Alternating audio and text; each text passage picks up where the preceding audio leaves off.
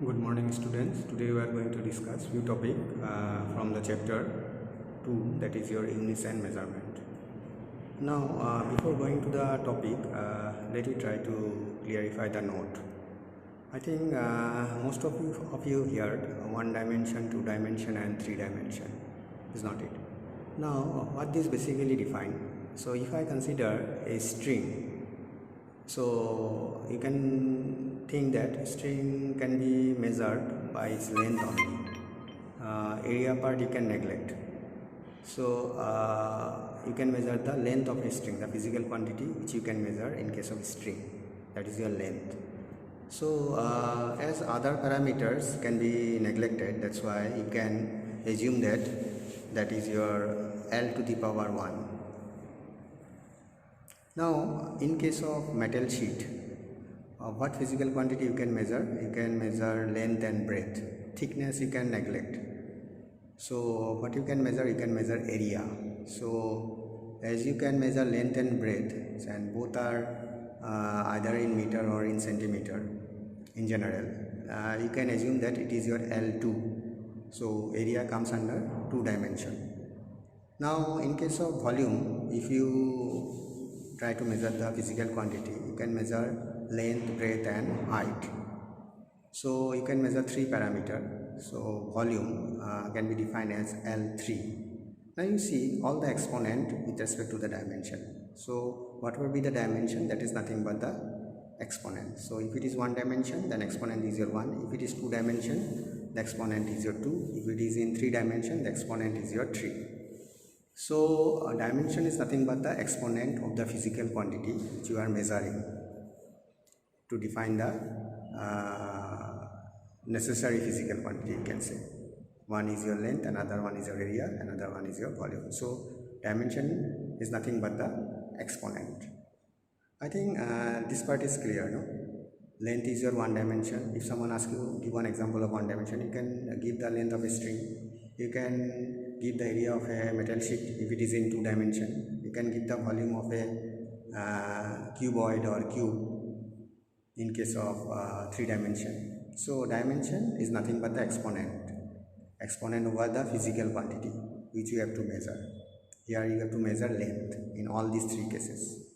Maybe it is length, breadth and height, but it's ultimately either you have to use centimeter or you have to meter in general.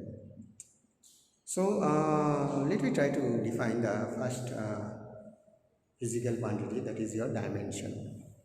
So what we have written here, dimension of a physical quantity are the powers or exponents. Just now we have said, no, L1 means 1 dimension, L2 means 2 dimension. So dimension of a physical quantity are the powers or exponent to which the fundamental quantities. What are the fundamental quantities? Length in case of string, in case of area, then also it is your length and breadth. So fundamental quantity is your length or breadth or height. So dimension of a physical quantity are the powers or exponents to which the fundamental quantities are to be raised to represent that physical quantity. So if you want to represent area, then dimension will be your L2. If you represent volume, then it is your L3. So 2 and 3 are nothing but the dimension as per the definition. Dimension of a physical quantity are the powers to which the fundamental quantities are to be raised to represent that physical quantity. I think it is clear. Now next one is your dimensional formula. So what we have written, the expression that shows which of the fundamental quantities and with what powers enters into the derived unit of that physical quantity is called as dimensional formula of that physical quantity. So if I write the dimension formula like that, M0, L2, T0. So what physical quantity signify? It signify area. And what fundamental quantity is involved? That is nothing but the length. Because M0, T0 and the fundamental quantities are nothing but is your mass, length and time. So dimensional formula basically gives you the information regarding what are the fundamental quantities you are taking and what are the exponent over that fundamental quantity. Okay. Now next part, dimensional equation. So the equation obtained by equating the physical quantity with its dimensional formula is called as dimensional equation. So dimensional formula for momentum is your what? m1 l1 t minus 1, mass into velocity, no? Mass is your m1, velocity is your l1 t minus 1. So if I write momentum with the third bracket and m1 l1 t minus 1 with the third bracket, then it is nothing but is your dimensional equation. Now, this part is very important, principle of homogeneity, because we are going to use frequently in our coming topic. Principle of homogeneity. What is this one? According to this principle, the dimensions of the fundamental quantities on two sides of the physical relation must be same. Suppose if I write this relation MA, LB, TC with the third bracket equal to MX, LY, TZ. Then what conclusion you can draw? You can draw that as it is equal, definitely the exponent must be equal. So A equal to X, B equal to Y, C equal to Z. So this is your principle of homogeneity. So what is written as? According to this principle, the dimensions of the fundamental quantities on two sides of the physical relation must be same.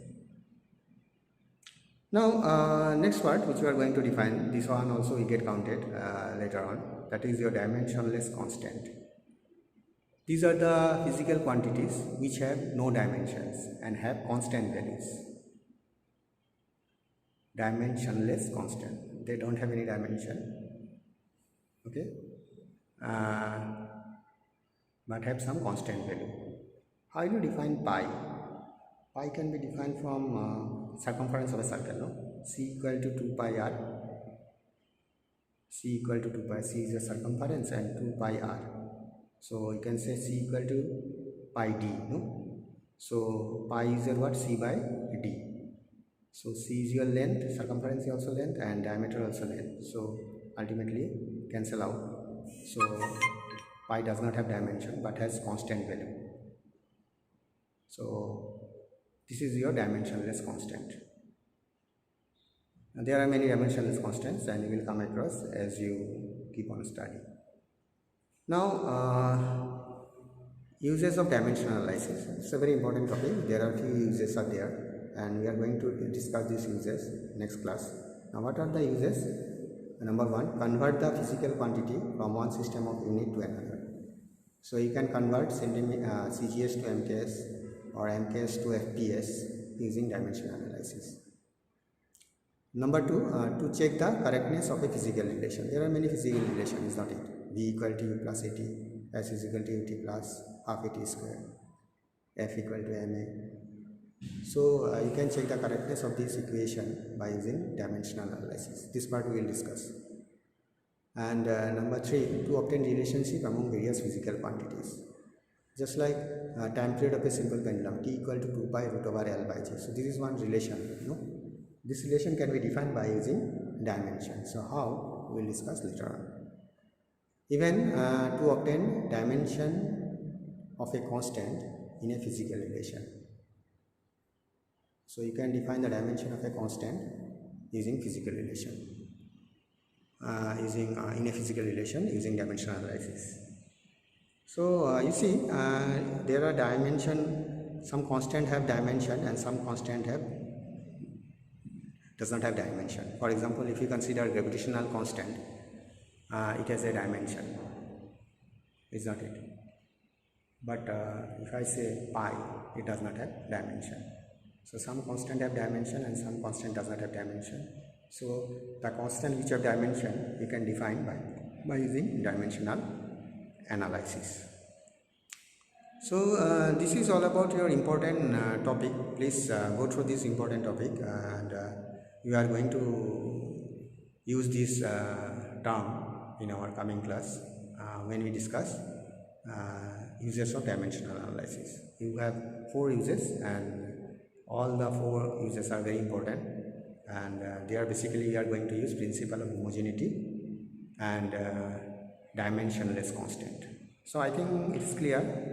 Dimensionless constant and the constant that have dimension. Dimensionless constant means the constant that do not have dimension, just like your pi, and you can define pi using the circumference, no? C equal to pi d. So C by D equal to pi. So C is a length, D is also length, so it is dimensionless constant. But pi is a value 3.14. But there are some constants which have dimension, for example, gravitational constant. So you can define the dimension of this gravitational of this constant value using dimensional analysis.